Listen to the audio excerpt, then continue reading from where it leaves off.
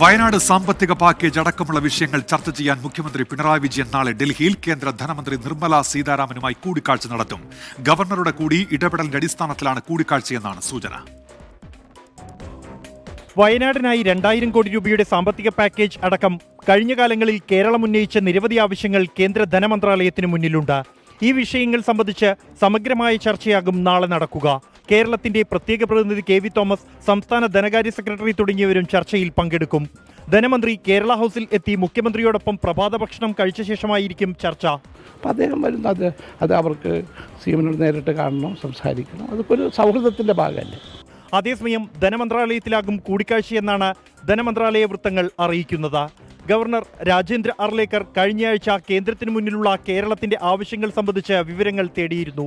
ഇന്ന് കേരള ഹൗസിൽ ഗവർണർ മുഖ്യമന്ത്രിയെയും കേരളത്തിൽ നിന്നുള്ള എംപിമാരെയും അത്താഴ വിരുന്നിന് ക്ഷണിച്ചിട്ടുണ്ട്.